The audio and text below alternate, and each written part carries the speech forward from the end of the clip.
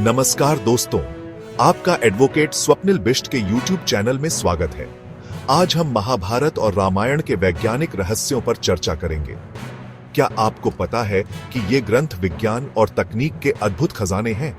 इन ग्रंथों में वर्णित घटनाएं आधुनिक विज्ञान से मेल खाती हैं। तो चलिए जानते हैं कि महाभारत और रामायण में छिपे वे वैज्ञानिक रहस्य कौन-कौन से हैं। महाभारत के युद्ध में ब्रह्मास्त्र का प्रयोग एक रहस्य है। अश्वत्थामा ने अर्जुन पर ब्रह्मास्त्र चलाया तो पूरी प्रकृति में हाहाकार मच गया। यह वर्णन आधुनिक परमाणु बम विस्फोट से मिलता जुलता प्रतीत होता है। क्या यह संभव है कि हमारे पूर्वजों के पास परमाणु ऊर्जा का ज्ञान था? यह सवाल आज भी शोध का विषय है। रामायण में रावण के पास पुष्पक विमान का वर्णन मिलता है। यह विमान बिना पंख या ईंधन के उड़ सकता था और इच्छा अनुसार गति और दिशा बदल सकता था। क्या यह संभव है कि हमारे पूर्वजों के पास विमान बनाने की तकनीक थी? पुष्पक विमान का रहस्य आज भी वैज्ञानिकों को चुनौती देता है। महाभारत युद्ध के दौरान धृतराष्ट्र को संजय ने दिव्य दृष्टि से युद्ध का हाल बताया। यह घटना आज के टेलीविजन या लाइव स्ट्रीमिंग जैसी तकनीकों की याद दिलाती है। क्या यह संभव है कि हमारे पूर्वजों के पास किसी ऐसी तकनीक का ज्ञान था जिससे वे दूर की घटनाओं को देख सकते थे? यह रहस्य आज भी हमें सोचने पर मजबूर करता है।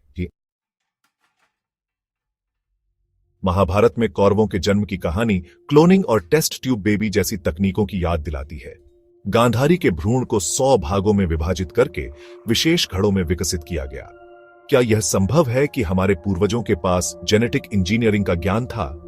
यह रहस्य आज भी वैज्ञानिकों को हैरान करता है।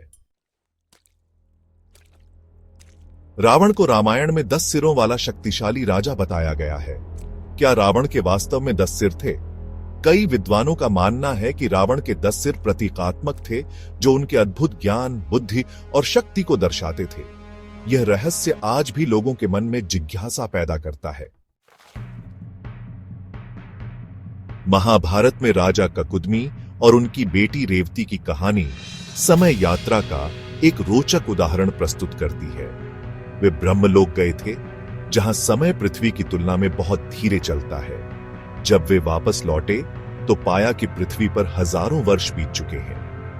यह घटना आइंस्टीन के सापेक्षता के सिद्धांत से मेल खाती है। वेदों और पुराणों में वर्णित सोमरस को देवताओं का पेय माना जाता था, जो उन्हें अमृता प्रदान करता था। कुछ विद्वानों का मानना है कि सोमरस किसी विशेष जड़ी बूटी या पौधे से बनाया जाता था। क्या सोमरस वास्तव में अमृता का अमृत था, या फिर यह किसी विशेष औषधीय मिश्रण से बना पेय था? यह रहस्य आज भी वैज्ञानिकों के लिए एक पहेली बना हुआ है।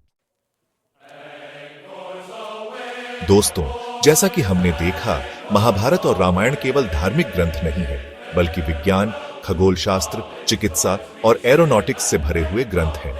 इन ग्रंथों में वर्णित घटनाएं आधुनिक वैज्ञानिक खोजों से मेल खाती हैं। क्या वाकई में हमारे पूर्वजों के पास ऐसी उन्नत तकनीकें थीं? अपने विचार हमें कमेंट में जरूर बताएं। और हां, एडवोकेट स्वप्निल बिष्ट के YouTube चैनल को सब्सक्राइब करना ना भूलें। धन्यवाद।